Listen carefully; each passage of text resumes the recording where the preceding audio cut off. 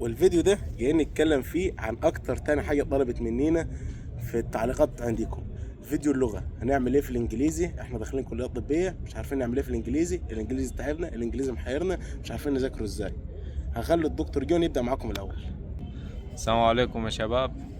انا هقول بس تجربتي، يعني الحاجات اللي انا عملتها في بداية الكلية. انا في اللي نصحني او هو قال لي ما تبداش بمصطلحات طبية ولا بتاع، بس انا يعني كنت فاضي في الاجازة، طبعا اجازة بعد ثالثة سنة وبيبقى الملل على الاخر يعني.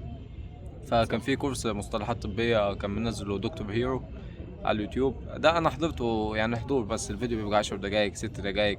فده يعني بيديك مصطلحات هي مش هتفيدك، بس هي هتساعدك في الكلية لما تيجي تذاكر. يعني هي مش هتنجحك في امتحان ومش كده، بس هي هتساعدك لما تيجي تذاكر. دي اول حاجة نفعتني في حوار الانجليزي. بعد كده لما بقيت تذاكر المحاضرة، لما تيجي تذاكر المحاضرة ما تبقاش بتترجم الصفحة كاملة. انت لازم تتعود ان انت تذاكر بالانجليش. يعني انت اديك بتذاكر، ذكرت السطر ده تمام فهمته، بعد كده مثلا وقفت معاك كلمة بتترجم الكلمة، مش بتترجم السطر كله، وتكتب الكلمة اللي انت ترجمتها من فوق. بعد كده تقرا الجملة كاملة. يعني انت بتشوف انت فهمتها، انت ترجمت الكلمه فالجمله كامله وتحط لك، فانت كده فهمت الجمله كامله. لكن لما انت تترجم الصفحه كلها مش هتفهم حاجه، لان في كلمات مش هي نفس المينينج بالانجليزي يعني.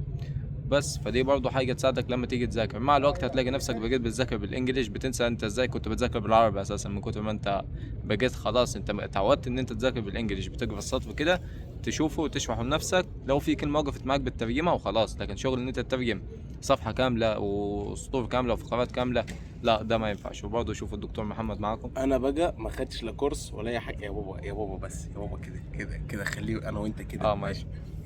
انا بقى ما خدتش لا كورس ولا اي حاجه والله، ولا اي حاجه، دخلت الكليه كده. انت يا باشا مع حضورك للسكاشن والمحاضرات وسماع المحاضرات وسماع الريكوردات والكلام ده، انت الكلمه بتحفظها وحدك. فاهم يعني؟ انت بتحفظ وحدك، انت بتحفظ طبيعي. انت الكلمه اتقالت مره واثنين وثلاثه واربعه والدكتور ترجمها لك مره واثنين وثلاثه، فانت حفظت الكلمه وحدك. انا ما والله لا خدت كورسات ولا اي ورق ولا اي حاجه، دخلت كده. كنت الاول ما عرفتش اي حاجه، ما عرفتش اذاكر اصلا، بس كنت زي ما قلت لكم بسمع ريكورد الدكتور، في كلمات بيترجمها، الكلمات اللي بحتار فيها اسال فيها حد اكبر مني، اترجمها انا من على جوجل ترانزليت، فاهم اللي هو كده. لكن بعد كده يا باشا خلاص، انا مع اخر الترم الاول، مع اخر الترم الاول مش اخر السنه، كنت اغلب المصطلحات اللي في الكليه حافظها، شغال قدامي مره واثنين وثلاثه وانا ذكرتها مره واثنين وثلاثه فانا حفظت. انت بتحفظها تلقائي، انت مش بتمسك ورق تحفظ، لا انت بتحفظها تلقائي. يعني انت دلوقتي انا لما اجي كل يوم اقول لك مثلا يعني بلاي، انت دلوقتي اي واحد فيكم عارف بلاي يعني ايه؟ بلاي يلعب، هيجي قدامك كتير كذا مره في الحصص، في يا باشا في باراجراف، في ده فانت حفظتها تمام. يعني انت يا باشا كلمه تاني مثلا ريبوست يا عم، اهو ريبوست، مين قالها لك؟ سيب بلاي دي ممكن تكون خدتها في حصه، الريبوست بتاعت الانستا سمعتها كتير، انت سمعتها كتير فانت حفظتها. بس فانت هتسمع من الدكتور مره واثنين وثلاثه، مره واثنين وثلاثه، فانت هتحفظ الكلمه تلقائي. فما تخافوش من حوار اللغه، هو بيبقى صعب في الاول، بس انت طالما عديت نص الترم الاول بتلاقي نفسك مرتاح. انت شد حالك في المذاكره وذاكر واسمع ريكورداتك وروح محاضراتك وسكاشنك، هتظبط الدنيا معاك. انت لما هتظبط الدنيا معاك خلاص يا باشا ارتحت، مش محتاج تاني.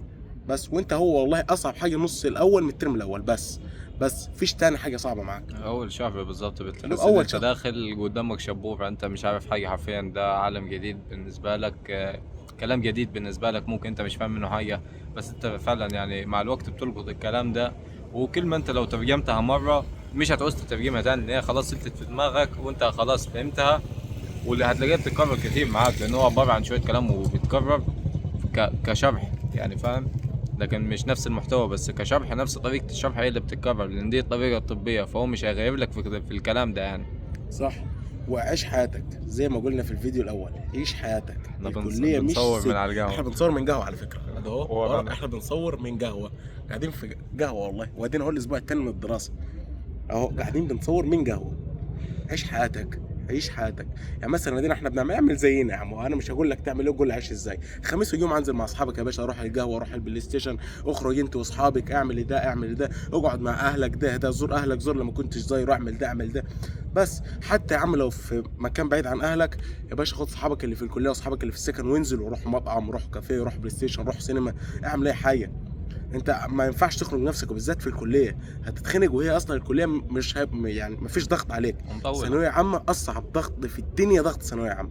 الكليه ما عليكش ضغط، ممكن تكون اصعب الكليه ومذاكره اكتر ومجهود اكبر، بس لا مش الضغط اللي عليك في ثانويه عامه.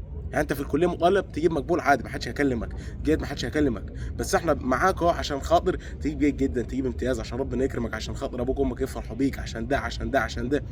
فعيش حياتك، حتى لو زي ما قلت لك يوم الخميس بالليل ويوم الجمعه بالليل يعني، وذاكر يا عم الخميس الصبح شويه والجمعه الصبح شويه بس. كلية مطولة أصلك 5 سنين وسنة امتياز أو 5 سنين وسنتين امتياز، فأنت هتتخنق. أنت لو ضغطت نفسك في أول شهر أو في أول ترم أو كده مش هيبقى لك نفس إن أنت تكمل أساسا، مش هتعرف تكمل بعدين. صح. فأنت لازم توازن. وهيجي الفاينل هتلاقي نفسك مخنوق، انا شغال اذاكر اذاكر اذاكر، هتدعك. واهم شهر بيبقى شهر الفاينل، فانت مش هتيجي في الشهر الفاينل تروح تلاقي نفسك مخنوق عشان انت لا، انت ذاكر يا عم. انت معاك سبت وحد واثنين وثلاث واربع، والخميس الصبح والجمعه الصبح. يعني انت الخميس والجمعه مثلا، يوم الخميس خد لك سيكشن ويوم الجمعه خد لك محاضره، او العكس. برضه رفع عن نفسك وعيش حياتك، وربنا يكرمكم كلكم ان شاء الله. نشوفكم في فيديو جديد. سلام.